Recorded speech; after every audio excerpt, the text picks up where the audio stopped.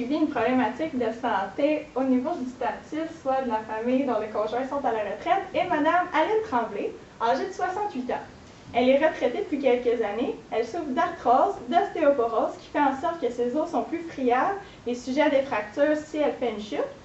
Et c'est d'ailleurs ce qu'elle va vivre à domicile. Elle tombe en bas d'une échelle, ce qui fait en sorte qu'elle se casse la hanche et elle doit subir une arthroplastie de la hanche, un PTH. Elle est mariée depuis 45 ans à M. Marcel Côté, 72 ans. Il est retraité depuis quelques années. Il possédait une ferme qu'il a léguée à ses deux fils. Ils souffrent d'hypertension et de diabète, mais ils sont tous les deux contrôlés par la médication et la diète. Sinon, Mme Aline a une sœur, Adèle, âgée de 63 ans, qui est elle aussi retraitée et qui peut être une ressource pour Mme Aline suite à sa prothèse totale de hanche. Sinon, les parents d'Aline sont décédés, mais leur mort n'a pas de lien avec la prothèse de hanche d'Aline. Au niveau des ressources d'Aline et de Marcel, on peut voir qu'ils ont des relations moyennes ou fortes avec l'ensemble de leurs ressources, à l'exception d'Aline qui entretient une relation conflictuelle avec la ferme de Marcel, car elle trouve que son conjoint y va trop souvent. Et Marcel entretient une relation difficile avec son fils, car il considère que Marcel vient trop souvent lui transmettre son savoir et voudrait être davantage autonome. Sinon, entre les liens affectifs du couple, leurs liens sont forts. Puis, dans un quotidien d'Aline et Marcel, Aline s'occupe davantage des tâches ménagères de la cuisine et elle appelle à tous les jours sa famille, tandis que Marcel, lui, va davantage à l'extérieur de la maison s'occuper d'autres tâches.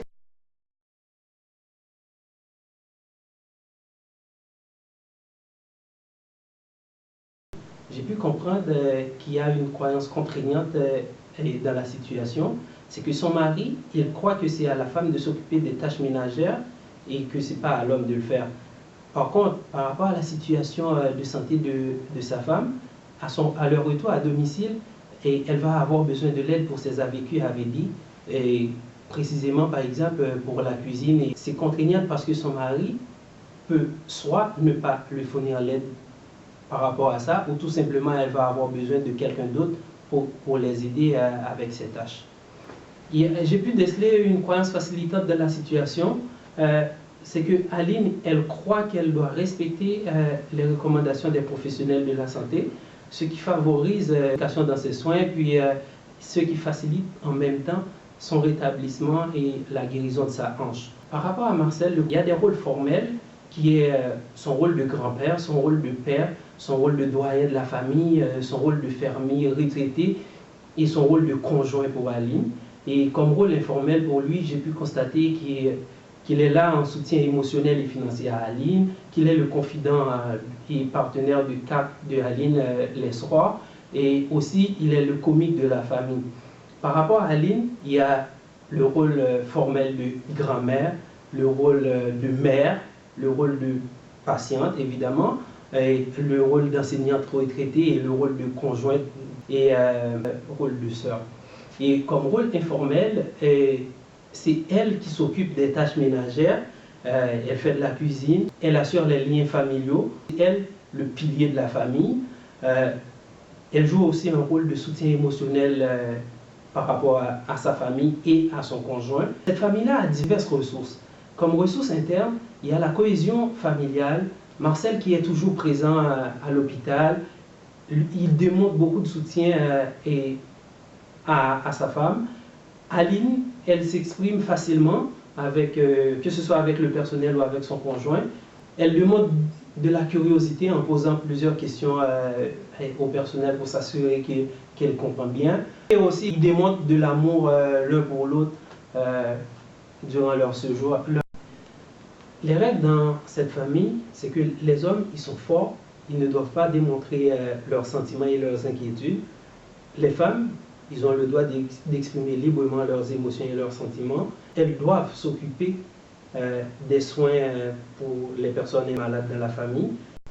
Pour la communication émotionnelle, les frontières d'Aline sont perméables. Elle communique facilement ses émotions et démontre de l'affection envers tout le monde qu'elle aime. La PTH d'Aline est une source d'inquiétude importante pour sa famille.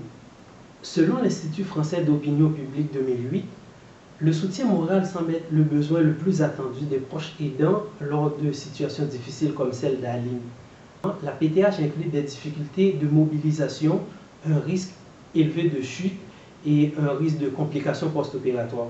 Il devient donc important de considérer les peurs de la famille et leurs besoins de soutien moral, tels que le soutien par rapport à leur peur et de perdre un membre de la famille. La deuxième hypothèse, vu son âge et sa limitation de mouvement suite à l'intervention chirurgicale, Aline aura besoin de l'assistance et pourrait se percevoir comme un fardeau pour sa famille. Selon Karadec 2009, la représentation du vieillir comme un fardeau pour l'entourage familial fait doublement problème. Elle est sous-tendue par l'idée qu'aider un proche âgé constitue nécessairement une tâche pénible. Comme on peut le voir, Aline croit qu'il n'est pas capable de réaliser ses AVQ AVD toute seule. Fait elle développe comme sentiment une vulnérabilité et comme comportement, elle va aller demander de l'aide de Marcel pour ses AVQ AVD. Par contre, Marcel, il croit qu'il ne sait pas comment s'y prendre et que les hommes ne sont pas faits pour s'occuper des malades. Comme sentiment, il développe une appréhension et il se sent incompétent. Et qu'est-ce que ça fait? Il va adopter un comportement qui va être toujours présent à l'hôpital pour sa femme. Il va apporter son aide tant bien que mal. Par contre, il va commettre des erreurs et il va arrêter. Et plus il arrête, plus Aline va demander de l'aide.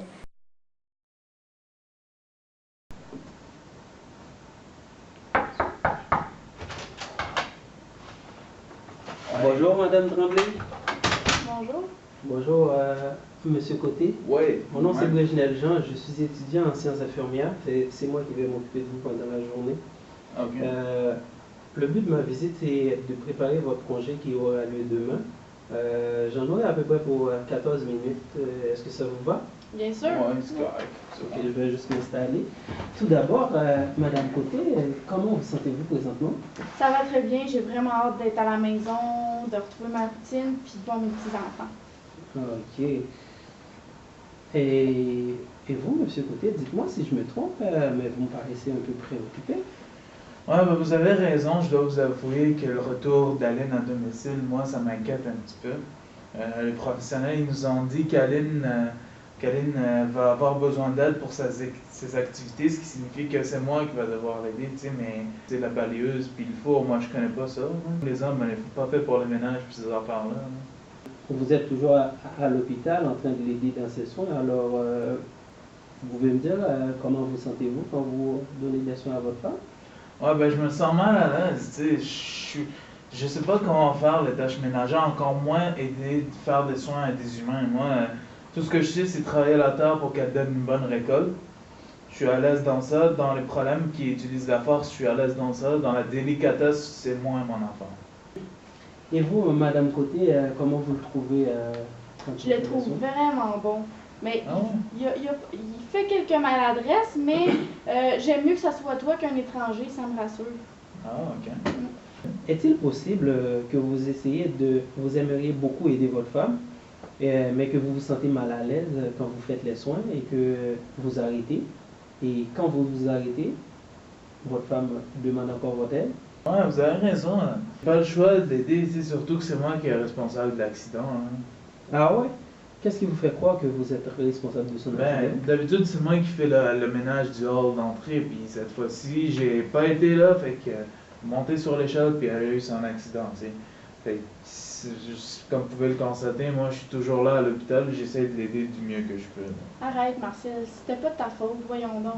Si, au lieu de croire que vous êtes responsable de son accident, vous croyez le contraire, pensez-vous que votre implication dans ces soins allait être différente? Ben, je sais pas, j'y repenserai, mais... Alors, l'intervention consiste à recadrer, c'est-à-dire qu'il faut donner un nouveau contexte émotionnel à une situation qu'une personne est en train de vivre, ce qui peut lui permettre d'avoir un peu plus d'espoir et diminuer sa souffrance. Par exemple, dans notre cas, Marcel, il se sent un peu coupable de l'accident que sa femme a subi, ce qui lui cause de la souffrance. Alors, en venant changer peut-être le cadre émotionnel de la situation, peut-être Marcel se sentirait moins coupable et moins souffrant. C'est en lien avec notre hypothèse systémique. car puisque Marcel a une vision des soins qu'il n'en a jamais fait, il dit qu'il n'est pas capable d'en faire, se sent insécure et préfère se retirer des soins. Donc, en venant lui recadrer, peut-être que Marcel pourrait avoir une nouvelle perception et avoir plus confiance en lui, ce qui ferait en sorte qu'il s'intégrerait davantage aux soins. De toute façon, je dois l'aider, ma femme, c'est ma femme, en dépit du problème que je comprends pas exactement sa prothèse, qu'est-ce qu'elle va faire comme limitation, ça j'ai pas compris exactement. Vous voyez, la prothèse qu'on vient d'installer à votre femme, c'est comme, vous voyez, ça c'est votre tracteur. Vous installez un joint, par exemple, pour votre roue. Fait, autant que c'est pas encore bien serré, là, vous évitez de bouger votre tracteur tout bas, tout côté pour pas que ça déboîte. C'est la même affaire avec... Ok, donc il faut pas... Ok, ouais, là je comprends. Ben, c'est sûr que j'avais pas vu cette situation-là, puis ce côté-là. Et si elle m'aide, je pense que ça me semblerait moins intimidant que ça. Je suis capable de reconnaître les problèmes de mon tracteur, fait pourquoi pas ceux de ma femme. L'intervention est la métaphore. La métaphore permet d'aller ébranler les croyances ou les perceptions et, dans le fond, d'amener la personne à réfléchir sur la problématique de santé. Avec Marcel, nous pouvons voir que la comparaison avec la limitation de mouvement d'Aline et sa PTH et la limitation de mouvement que doit avoir un tracteur, ceci permet d'illustrer, dans le fond, les mouvements que Aline ne doit pas faire. Donc, c'est en lien avec notre hypothèse linéaire qu'Aline a des limitations de mouvement, car ça demande des soins, et c'est en lien avec notre hypothèse systémique, car Aline demande de l'aide pour ses AVQ, et Marcel doit comprendre le fonctionnement de la limitation de mouvement pour l'aider au mieux-être. Qu'est-ce qui vous préoccupe le plus par rapport à votre Je sais que je vais avoir besoin d'aide pour mes activités de la maison, mais je ne veux pas déranger ma famille. Là. Je sais qu'ils ont beaucoup de responsabilités. Mes proches m'appellent chaque jour pour se confier. Ils ont assez de problèmes comme ça. Après tout, je suis une personne qui est capable de s'occuper d'elle-même. Je veux que mes enfants soient heureux. Je ne veux pas qu'ils s'inquiètent pour moi. Je suis engagée envers ma santé grâce aux professionnels de la santé. Je les suis à la lettre. Ok, si je comprends bien, vous vous sentirez comme un fardeau pour les autres s'ils participent à votre soin? S'ils participent, oui, je me sentirais comme un fardeau. Voyez par vous-même, je suis même pas capable d'attacher mes souliers. Si je fais le moins de mouvement, j'ai peur de tomber puis de me fracturer encore la hanche. Dans votre situation, c'est tout à fait normal que vous ayez cette inquiétude-là. Légitimer apporte du soutien et du réconfort à la patiente. Normaliser la situation actuelle de la patiente permet aux professionnels de reconnaître l'expérience que la patiente est en train de vivre et ainsi diminuer un peu son souffrance et sa solitude dans son expérience de santé. Par rapport à notre hypothèse linéaire de départ, on avait dit qu'Aline se sentait comme un fardeau pour sa famille. Le fait d'aller normaliser la situation, lui dire qu'elle est comprise par les professionnels de la santé, va lui permettre d'exprimer ses émotions et ainsi de diminuer sa souffrance par rapport à son sentiment d'être un fardeau pour sa famille. Et par contre, on ne peut pas vous garantir qu'une fois à la maison, vous n'allez pas chuter. Par contre, vous avez eu les meilleurs soins possibles. Vous étiez suivi par des professionnels qualifiés. Et tout l'encadrement qu'on vous donne à l'hôpital présentement, il y en a beaucoup aussi qu'on peut vous offrir à la maison. Ils vont venir pour vos exercices et ils vont vous aider encore avec l'aménagement de la maison parce que vous allez devoir utiliser votre canne pour vos déplacements. Et aussi, le fait que vous allez devoir continuer à prendre votre supplément de calcium et de vitamine D pour votre ostéoporose, ça va encore faciliter la guérison de votre hanche. Vous me rassurez vraiment beaucoup, puis j'ai tout compris. L'intervention donnée de l'espoir a été choisie parce qu'Aline exprimait de l'inquiétude quant à son retour à domicile. L'espoir lui a été donné justement en soulignant le fait qu'elle a été encadrée par des professionnels, qu'elle a beaucoup d'outils pour que son retour à la maison se fasse sans problème et qu'elle ne chute pas. C'est pertinent dans son cas, justement parce qu'elle posait une question, est-ce que je vais chuter à domicile, que les professionnels n'ont pas nécessairement la réponse, alors l'espoir est souvent la meilleure option pour répondre à ce type de questions. Finalement, c'est en lien avec l'hypothèse linéaire que la PTH peut être une source d'inquiétude, car justement, Aline manifeste de l'inquiétude quant à son retour à domicile avec sa nouvelle PTA. Et vous, Monsieur Côté, je vois que vous vous impliquez beaucoup dans les soins de votre femme. J'aimerais savoir, est-ce que vous avez identifié d'autres personnes aux alentours de vous que vous pouvez demander leur aide en cas de besoin? Ben, tu sais, moi, je suis vieux, fait que je suis pas sûr de pouvoir faire tous les soins auprès de ma femme.